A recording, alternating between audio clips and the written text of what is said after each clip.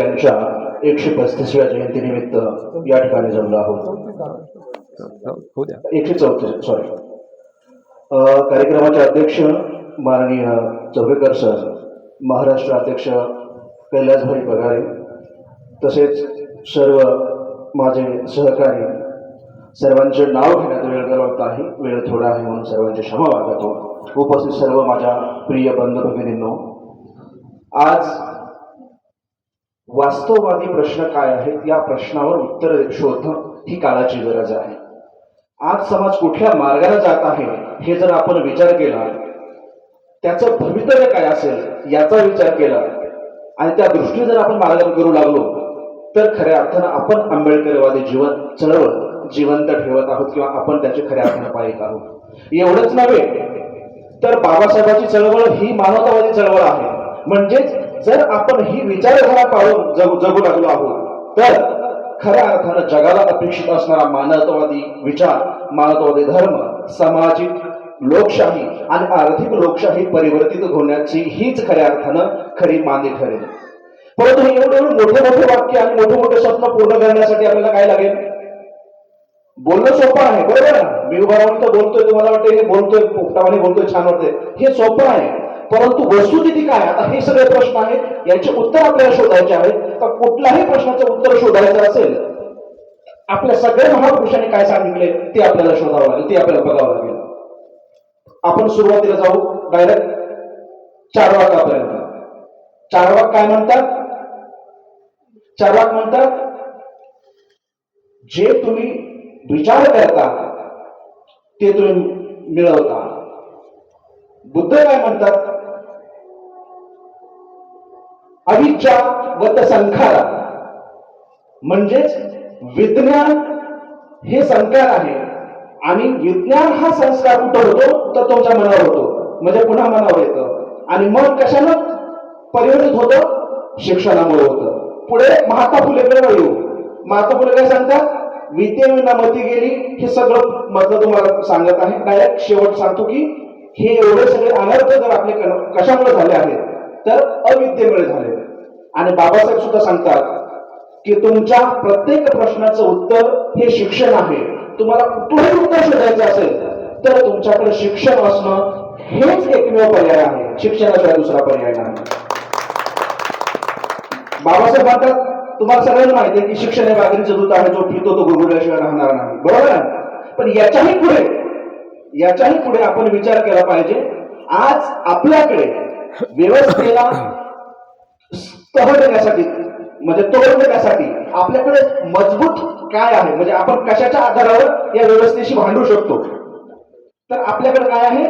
फक्त वेळ आहे.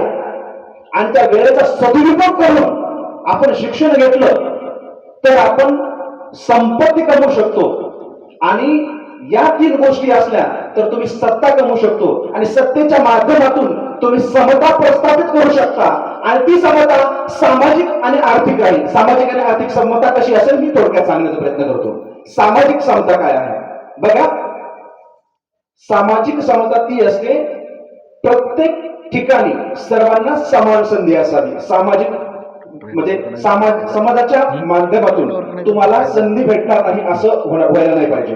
आता तुम्हाला संधी भेटत नाही याचं उदाहरण देतो थोडक्यात.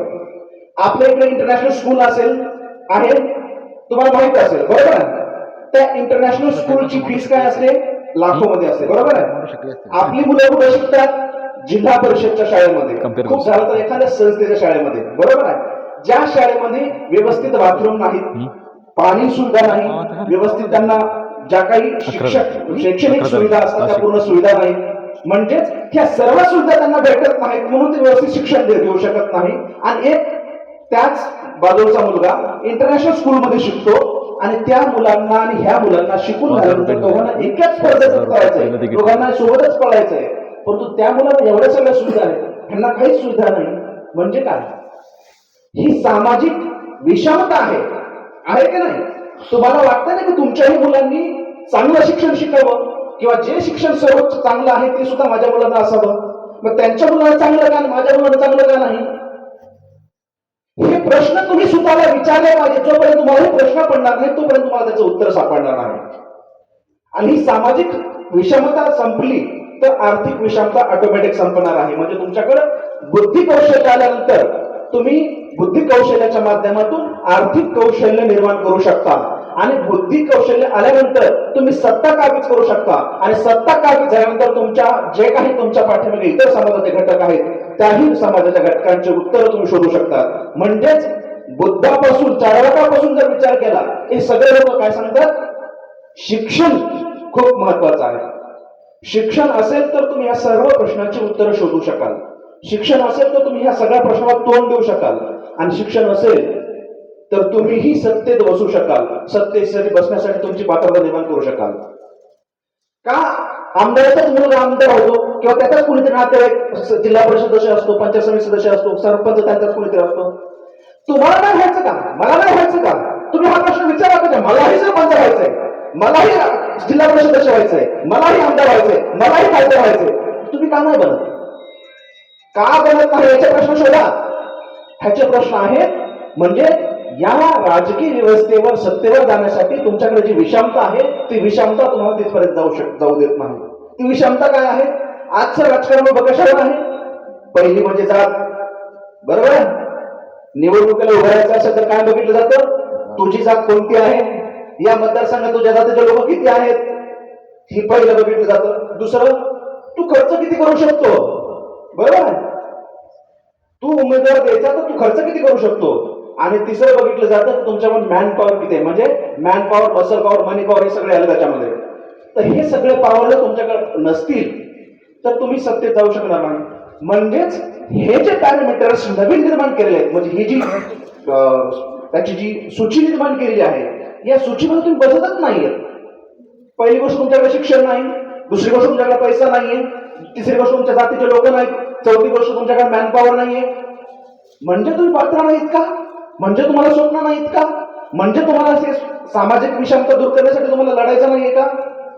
तर हे सगळे प्रश्न तुम्ही जोपर्यंत स्वतःला विचारणार नाही आणि त्या प्रश्नाची उत्तरं शोधणार नाही तोपर्यंत ही जयंती साजरी करणं किंवा जय म्हणणं, चांगले कपडे घालणं, फिरणं आणि स्वतःच ताट आहे, मी खूप छान आहे, मी सुंदर आहे, मी शिकलोय, मी भारी दिसतोय, माझ्याकडे प्रॉपर्टी आहे, त्याला काही व्हॅल्यू नाही, झिरो व्हॅल्यू आहे.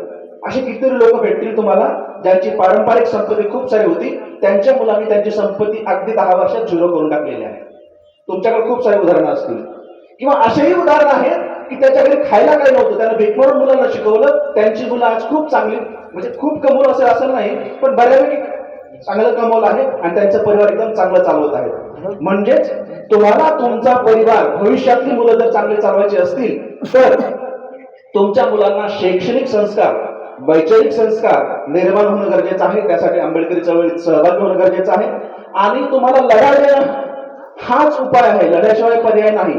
त्याच्याशिवाय तुमच्या शेतकऱ्यांचे प्रश्न सुटणार नाहीत, बेरोजगाराचे प्रश्न सुटणार नाहीत, स्त्रियांचे प्रश्न सुटणार नाहीत, तुमचे हे सामाजिक विषमता संपणार नाही, तुमची आर्थिक विषमता संपणार नाही. आणि जोपर्यंत हे प्रश्न सुटणार नाही तोपर्यंत तुम्ही माणूस असून माणसाचे न्याय अधिकार तुम्हाला भेटणार नाही. म्हणून माणूस म्हणून तुम्हाला गणना केली जाणार नाही. आणि यासाठी जर तुम्हाला उतरायचं असेल तर RPIच्या पाठीमागे जी लढाऊ संघटना आहे या संघटनेच्या माध्यमातून तुम्हाला उभं राहावं लागेल. याच्याशिवाय दुसरा पर्याय नाही. हेच एकमेव उत्तर आहे असं मी थोडक्यात माझं वक्तव्य सांगून मी संपवतो. तुम्ही माझं भाषण ऐकल्याबद्दल मी आपला खूप खूप ऋणी आहे. धन्यवाद.